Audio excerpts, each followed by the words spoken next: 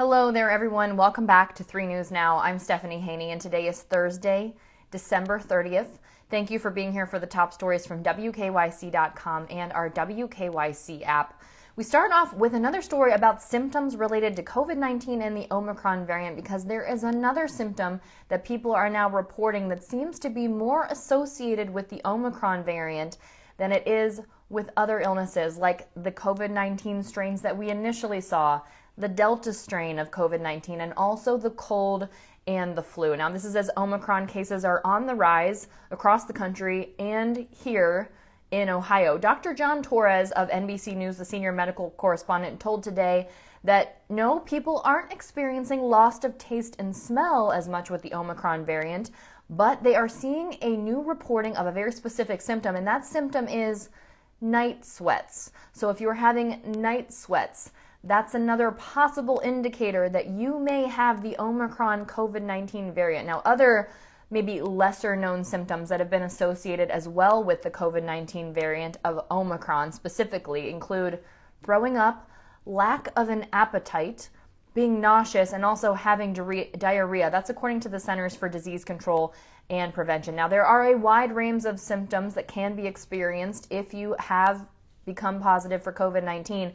The symptoms might appear between 2 to 14 days after you've been exposed to a case of COVID-19. Remember, we talked about this yesterday. If you experience any of the following symptoms, it's important to see a doctor right away. If you're having trouble breathing, if you've got pressure or pain persistently in your chest, if you've become confused and a bit, sort of out of sorts in that way, if you don't have the ability to stay awake or the ability to wake up, and this one specifically, if you have this symptom, you need to see a doctor right now. If your fingertips or your nail beds or your lips become pale, gray, or bluish colored, this is a possible symptom of not having enough oxygen in your blood. It's referred to as cyanosis. Definitely an indicator that there could be something very serious going on. So if you're experiencing any of those symptoms, again, see a doctor right away. Now, this is as Northeast Ohio medical professionals continue to remind the public to get vaccinated against COVID-19 because hospitalizations are at record highs. Terry Allen with the Cuyahoga County Board of Health says if you look at the numbers now, they are historic highs for the numbers. Dr. Robert Wiley, who's the CEO of the Cleveland Clinic, said that Cuyahoga County has one of the highest in the states and in the country in terms of number of COVID cases per day. At one point within the past 2 weeks, Cuyahoga County was one of the top 3 counties across the country for COVID-19 cases. Now, as the cases rise, lots of local hospitals are postponing elective surgeries. The Cleveland Clinic itself now has more than 2,700 employees out sick due to the virus. That's why Governor DeWine has authorized the Ohio National Guard to come in and support our local hospitals. Dr. Wiley said this: 80% of the people in the hospital right now for COVID-19 not vaccinated, and more than 90% of the people in the ICU for COVID-19 are not vaccinated. So let's run down those vaccination numbers here in Ohio. 55% of Ohioans are vaccinated against COVID-19. 38% of Ohioans have received a booster shot. So they're outside of that 6-month window or those earlier windows if it's recommended. So if you've been recommended and you're in that range to get that, 38% of Ohioans have gotten that COVID-19 vaccine booster shot. That means 45% of Ohioans completely unvaccinated, and doctors say those are the people who are most at risk. Now let's take a look at the latest COVID-19 numbers in from the Ohio Department of Health. Not a record-setting day today, but again, a very high number. 19,774 new reported cases of COVID-19 today, according to the Ohio Department of Health. That's in the last 24 hours. And again, a record for our positivity rate. This means for all of the COVID-19 tests that are being done, these are the percentage that are coming back positive. It's now at 25.8%, so almost 26%. So now we are beyond just over 1 in 4 people testing positive for COVID-19 who are testing. Right now, there are 5,356 people in the hospital being treated for COVID-19, and out of those people, 1,228 of them are being treated in an intensive care unit. This is a number that we continue to see climbing. Now, a lot of conversation this week about the CDC changing its guidelines for quarantine and isolation for people who don't have symptoms for for COVID-19. So here is something that is important to clarify. The CDC's new guidelines recommend people isolate during the time that they're most contagious. This is not the entire time that they are infectious. So yes, a person can still be contagious more than 5 days after their first positive COVID-19 tests. Studies suggest that people are most contagious shortly before and shortly after symptoms first begin, but studies have consistently found that a person can be contagious for up to 10 days after their first positive COVID-19 test. So a lot of people are wondering, what's behind this change? Why is the CDC making this change then if we know that people can be contagious into that 10-day window? Well, Dr. Rochelle Walensky, who is the director of the CDC, shed some light on that. She said less than a third of people have been isolating when they need to throughout the pandemic. So making this change to the guidelines, she said, really had a lot to do with what they thought people would be able to tolerate, and that the CDC wanted to make sure it had guidance that people could adhere to right now in this current moment. She talked about thinking about what people would actually do when they need to get back to work, and she said if we can get them to isolate, we do want to make sure they're isolating in the first 5 days when they are maximally infectious. Now, this is an interesting conversation to have because it calls into question, what is the role of the CDC? Is the role of the CDC to take into account these behavioral norms, or is the role of the CDC just to tell us what we should be doing and see what happens? According to her, they've said 2/3 of people are not following what they should be doing, medically speaking, in terms of isolating during this pandemic. Now, one person who did the most that she could absolutely could do, you may have heard about the woman who isolated on a plane for several hours because she tested positive on that plane in the middle of the flight. Well, this woman is actually from West Michigan, and now her TikTok account is just taking off. The video that she posted about it has more than 4 million views. Her name is Marissa Fodio, and one of our sister stations talked with her about what happened.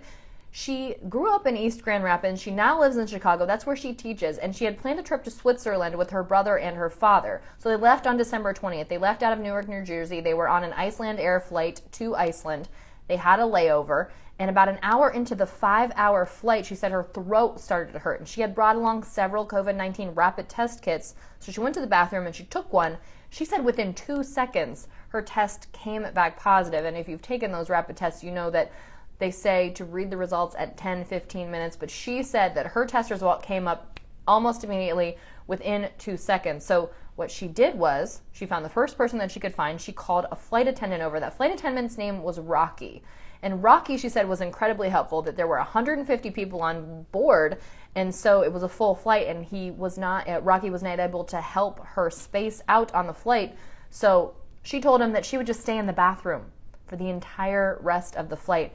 And she said that Rocky was very sweet. He brought her water and snacks and told her that would be her own little space, and that they made an announcement that someone had tested positive on the plane, that people needed to wear their masks. And she said, you know, it's not what she wanted to do, certainly, but you have to do what you have to do. And that is the kind of energy that we need as we move forward in this pandemic. Now, changing gears to something that's happening here in Northeast Ohio, the Cleveland Metropolitan School District is looking at possibly changing the name of 5 of its schools. These schools have been named for people with controversial legacies, including former U.S. President Thomas Jefferson. So a working group of people have been appointed back in June to review the names of all of the city's more than 90 buildings. And after doing that, they submitted 5 for further consideration. The Board of Education will be approving a resolution authorizing more discussion about this. So the schools that will be getting a closer look are Albert Bushnell Hart, pre-K through 8th grade school, Louis Agassiz, pre-K through 8th grade school, Luis Munoz Marin, pre-K through 8th grade school, Patrick Henry, pre-K through 8th grade school, and Thomas Jefferson, pre-K through 9th grade International Newcomers Academy. So to give you the breakdown of why these are of concern, Henry and Jefferson, obviously both founding fathers and had starring roles in the founding of the United States, but they were also both slaveholders. And Agassiz had incredible accomplishments in science, but did have public racist views. Munoz Marin's tenure as governor of Puerto Rico was tarnished by suppressing the island's nationalist movement, and Hart wrote about what he believed to be the inferiority of black people. Now, this is despite support of former student W.E.B. Du Bois. So again, there will now be a resolution that needs to be passed in order to look into these names further and see what happens. These potential schools, these 5 schools, those names may be changed here in the Cleveland area. Switching gears to a school down in the Canton area, the Canton McKinley student who was allegedly forced to eat a pepperoni pizza against his religious beliefs has now filed a lawsuit against the Canton City Schools. That's in federal court. It was football player Ed Gilbert, and it's alleged that he was forced to eat the pizza for missing a weight class, and that is against his religious beliefs as a Hebrew Israelite. Well, at the time, or shortly after the time, the Canton City School Board of Education fired the coach, the head football coach, Marcus Watley, and 6 assistant coaches. Their investigation determined that the coaches did force that player to violate his religion by eating that pork. But since then, the student's attorney now says that the situation is a sad case of affairs and filed this lawsuit after what that attorney says has been a delay of settlement with the district. So 3 News has reached out to Canton City Schools for comment on this, hasn't received a reply at this time. It's a developing story, of course. As we get more information, we will let you know. And moving on to another lawsuit, there's an Old Navy class action settlement, and some viewers in the Tegna family had gotten an email about it. So they emailed our Verify team and wanted to know, is this a legitimate thing? Getting this email about this Old Navy class action settlement. And yes, this is legitimate. If you made a purchase at Old Navy between November 12th, 2015 and December 2nd of this month, 2021, you could be eligible to receive up to $10 credit from the store. This is based on a court case, Barba versus Old Navy, and the case alleges that Old Navy used false or misleading listing prices to deceive customers about how much they were saving on advertised sales. Now, Old Navy says it didn't do anything wrong. A court did not determine that Old Navy did anything wrong, but according to the settlement website, both of the sides agreed to the settlement to avoid the cost of trial. This is a very common situation when it comes to settlements. You don't get an admission of guilt necessarily, but you do get some resolution for some people. So if you fall into that category, if you shopped at Old Navy in that range from November 2015 to earlier this month, you can get up to 2 $5 gift certificates to Old Navy. So you can get up to $10. You can get a $5 gift certificate if you don't have proof that you shopped, or if you do have proof that you shopped but you spent less than $90. And if you can show that you spent $90 or more, you can get $10 in gift certificates to Old Navy.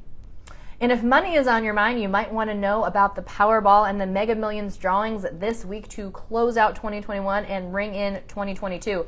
The New Year's Eve Mega Millions jackpot is $221 million. The cash option will put you at about $160 million. And the New Year's Day Powerball drawing is $483 million. That's a lot of millions of dollars. Now, if you take the cash option on that, that puts you at about $348 million. Either way, those are big paydays. And no one has won these jackpots since October. It was October 22nd for the Mega Millions. It was October 4th for the Powerball. If you want to get your tickets for both of the drawings, tickets are $2 each, and then you can add on that extra $1 multiplier on both of those, and that lets you multiply any non-jackpot winnings. Of course, you can't multiply those big millions of dollars winnings, but if you fall in the many people who win smaller amounts on these, and you do hit that multiplier, it might get you some extra money. So there is that information, and we've got links with more information about the drawings, including where you can buy the tickets on WKYC.com.